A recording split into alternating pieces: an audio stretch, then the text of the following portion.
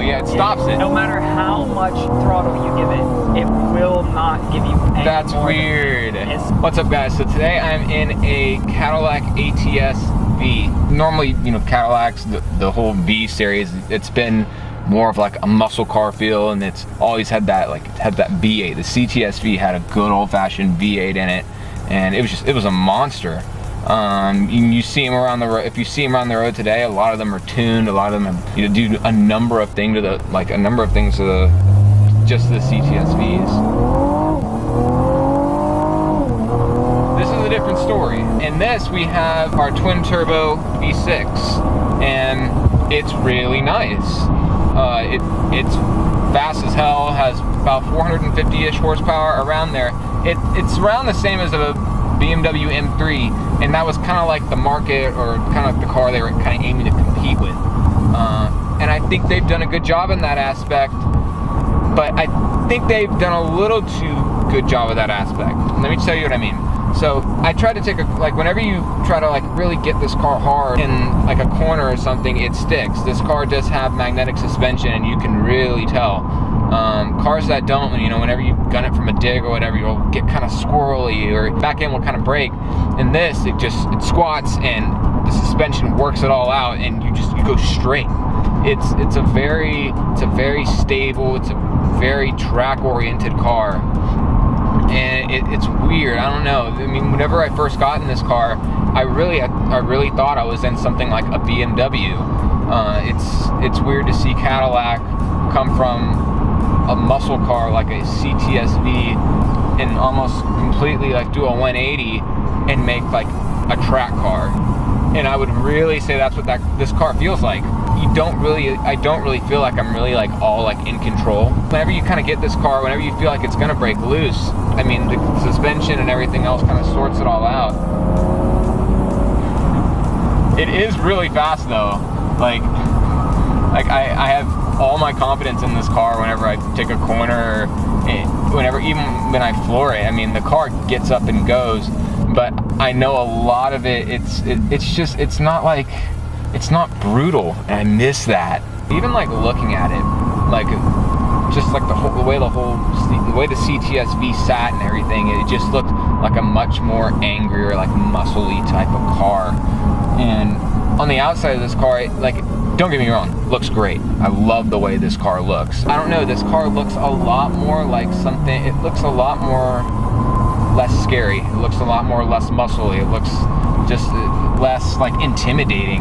It looks a lot more like a regular car. It still looks great as a sports car, but it doesn't look menacing. It's a lot more approachable.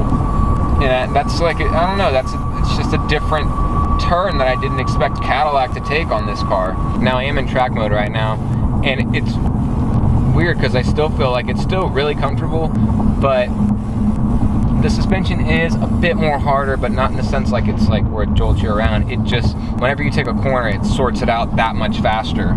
It's funny because the exhaust is it's not loud at all. You have these big big-ish / medium pipes in the back, and hardly any noise comes out of them. Most of the noise that you hear is in the cabin. I think Cadillac made it that way, but it's weird. I don't know. And it's there's not really a way you can really make the car any louder. It's just kind of quiet. The traction control, a lot of it is taken off, but you can never turn it completely off in this car, which I think you should, because I think this car mid-drift would be so much fun, but dealership doesn't allow you to do that. And I guess I'm not trying to really hate on this car. It's just because it is outstanding. It is really good in terms of being fast. It is ridiculously fast. It's really fast on a track. It's pretty cool how they were able to take a car they were able to make the ATS-V a ridiculously fast track car. And I give it all the props, and I give it all the credit for that.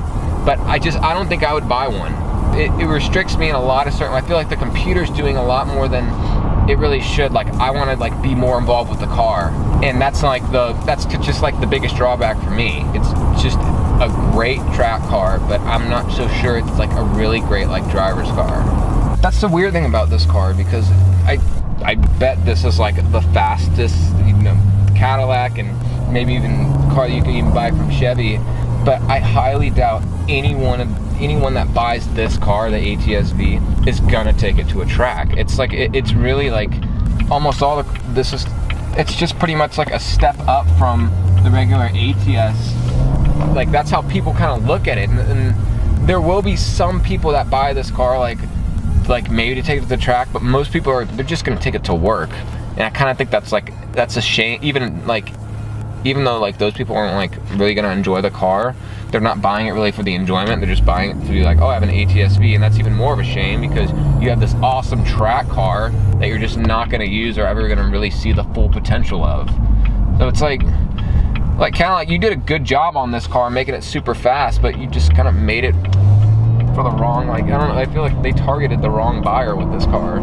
This car is it's confused. It doesn't know what it wants to be. Now this car also comes in a 4-door and put the whole family in it. Even with this 2-door, there's still plenty of room in the back for whoever you choose to bring along. Then you got to remember they also made it a super awesome track car, so maybe you should take it to the track too, but why would you take a big 4-door to a track? And not to mention the price on this car. I mean, brand new, this car, like the MSRP on this is around $80,000. And I mean, if you do the math, you know, if you wanted a really good track car, you could buy like a 997 turbo, or you could even buy like a 2009 ZR1 for around $60,000, and boom, that's an outstanding track car. The owner made it even more abundantly clear to me that, I mean, this car has only been out for like a year and a half, and it's already, most of them have already depreciated more than 60% of their value.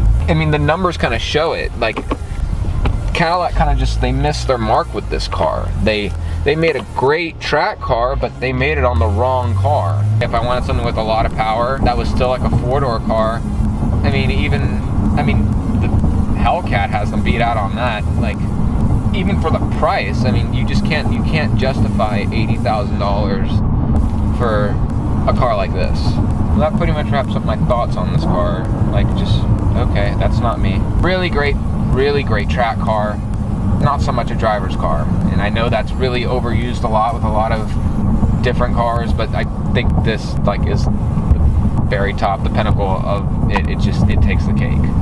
Cadillac, I encourage y'all to try it again, but not on a 4-door saloon. Try it again with the whatever's coming next, the BTS-V. But let me know your thoughts below. Thank you so much, Austin, for letting me, drive your car and everything. He's also a photographer, so he takes dope photos. His Instagram will be, I think, right around here. So go check him out, and yeah, thank y'all so much for watching. I'll catch you on the next one.